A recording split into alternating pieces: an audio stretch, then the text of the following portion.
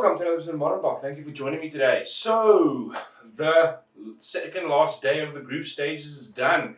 Ireland take the win. Good win for them. They definitely can take a lot from it. Consistent 7 tries. Nobody can argue with that. Please subscribe, comment, share, and all those good things down below before we get into it. Thank you very much, guys. So, story of this match, unfortunately, teams again sharing yellow cards. It's starting to become a little bit of a story in this World Cup. It's a little sad.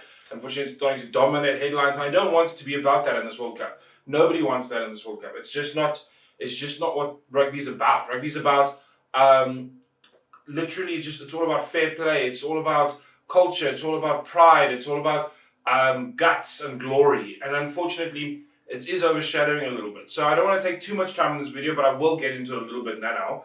First, let's go through the game. Best goes over for 3 minutes for a good try. Consistent performance from him. Definitely showing why he's a strong captain for that team. Furlong again at 8 minutes, and then Sexton to gives himself a nice try. Then of his 2 tries at 20. Yellow card for Samoa in this time also is a little sad. I want a contentious one for me. I will go through the yellow cards and red cards later. Okay. Then obviously, a few minutes later, Ireland get a red card. This is also a bit of a big one, and a lot of people are questioning here, 21-5, can Ireland hold on to the lead? I think that's fair, considering that it would be tough. You're playing effectively almost 60% of the game, almost 70% of the game without an extra player. But credit to the Irish. They really were outstanding in just holding off that Samoan attack. But the other thing, Samoa's worst enemy in front of that, even before the red card would have helped them a lot, is penalties. We're talking about 5 penalties to Ireland, 17 to Samoa. And yes, a large amount of them are from cynical play, and that's something Samoa need to look at and something that helped the Irish a lot. As an Irish supporter, things you can take away from this game is just very, very, very well done when it comes to tactically opening up play, quality set-piece tries that they definitely got there, with some also impressive X factor from Murray, Sexton showing his talent, and Lamore by far also, youngest player in the team, really just coming out and performing, stamping his position, stamping his mark there and really putting his hand up. All of those really just showcases some pretty damn good X factor attack from them. So that is definitely something that some Irish fans will take away from this. One question mark, obviously, now that Aki most likely will not play the next game. He will probably not even play the rest of the World Cup. That's sad to see, as I think he really does give a whole bunch of strength to that centre pack. And if you have a stronger attacking team, a team with a more structured attack, that could be a downfall for Ireland. So I'm hoping that doesn't affect their cup too much. Let's get into a bit of the cards. First yellow card, in my opinion, not a yellow card. I'm sorry to say. I know some people say that it might be a yellow card, and I get that the rules say hitting, and I get it. I don't want to sound like Michael Checker here. I know I've done lambasted him before, but in fact, how much lower can he go? I mean, if that's the rule, you can just run. If you put your face first, you're gonna give the opposing team a yellow card. Everybody just run at people with your face. I mean, that was, in my opinion, that was Ireland's fault. Why would you run into somebody with your face? So he couldn't get lower, my opinion. The next one, the red card. On the Ireland side, also, I would say maybe a yellow card here. It was definitely a harsher hit. He didn't get as low as what the previous one. But the fact is, that was like literally an open play, anything can happen moment. He had no way of reacting, and I'm still on the bandwagon of everybody else. Slow motion needs to stop. You cannot do TMO on slow motion unless it's a try. Tries you can do slow motion on. Any open play, no slow motion. You cannot use it because it is so biased. Everything looks bad in slow motion. That's why Hollywood uses it. So I don't think it's fair. It doesn't work. It does not work for what we need here. For tries, I get it. You want to make sure the guy's out or not. Or he's grounded it, knocked it on, all of that. But do not use it in open play. It is not the right tool there at all. So yes, the last yellow card, I would agree. Yes, yellow card. Agreed. But the other two, I think they're too harsh.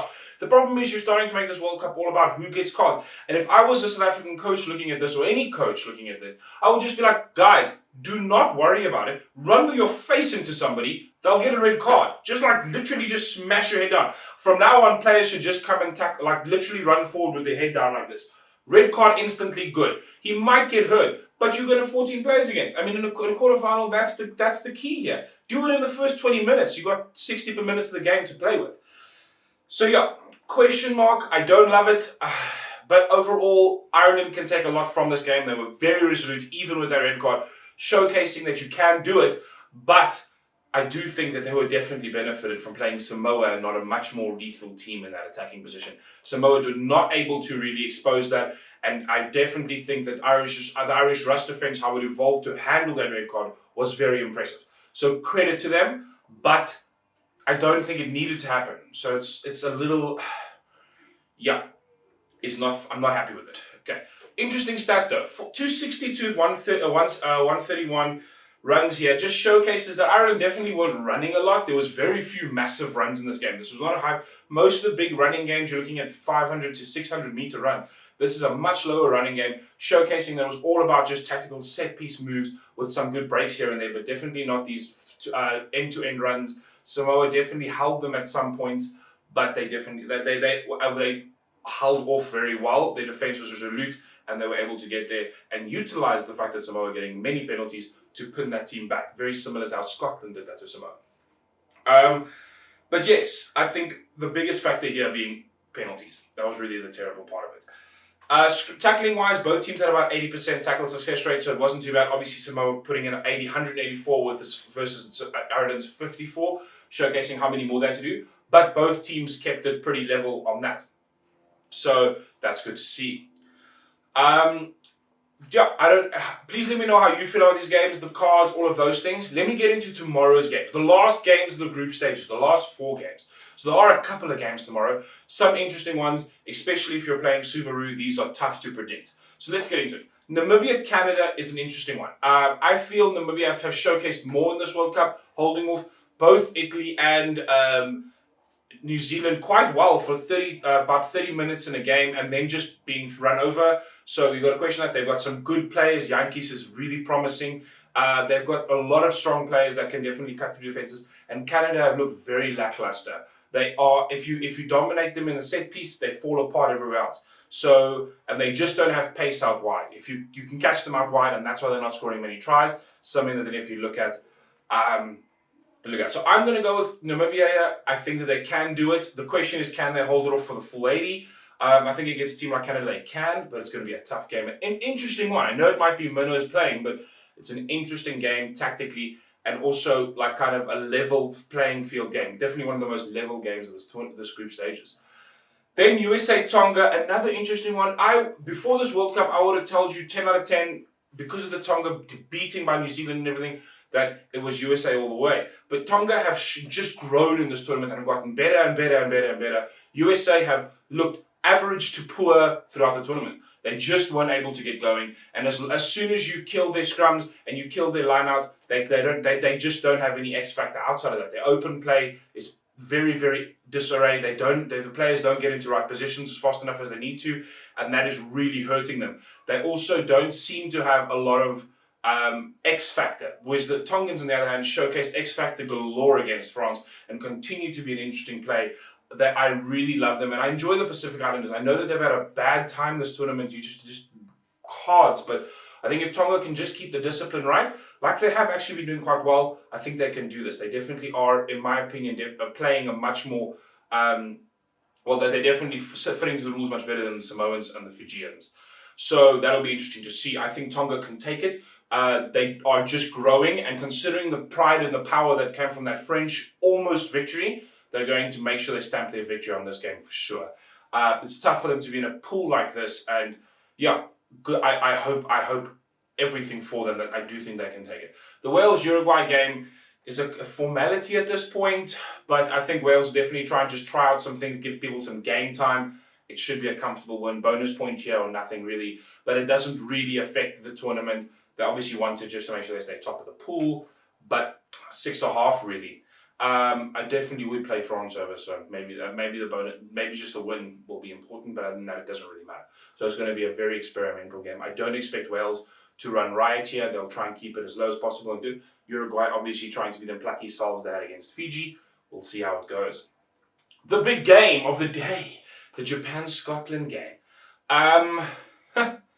I I've heard so many predictions on this. If it's even going to happen, that's the other question. It might not even happen. And with the result today, that obviously meaning that Scotland are still out, and we've got Japan going against the New Zealanders in the quarters. As a Japan fan, I know some people are saying Japan would be so happy. No, I think Japan want to play this game, and Scotland do too. I think this game has to happen for the integrity of the cup. A lot of people are moaning also about the rest periods teams are getting because of this, and I'm one of them too. So I need this game to go forward. It must go forward. It needs to. No matter what happens, they must have it played. It's going to change this World Cup hugely, and it's also going to affect the legitimacy of this cup. Getting into the game though.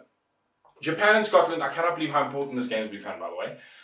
Japan, in my opinion, can take this, and they probably will. They probably will. But I don't know if they've got enough in the house. They've got effectively full-strength team coming here, with Mashushima definitely showcasing why he's one of the best players in the tournament. You've got Lapis, you've got Leach, everybody's here to take them on and bring it forward. I think they can. But the question comes in is, if you look at the quality of the Scottish side against Samoa and the issues Japan had against them, it is tough. Depends on the team that plays. But I've always said, Japan are the kind of team that play as well as the team they're playing against. If they can get Scotland to play their style, they will win. If Scotland can stick to theirs and not change their style, they'll do it.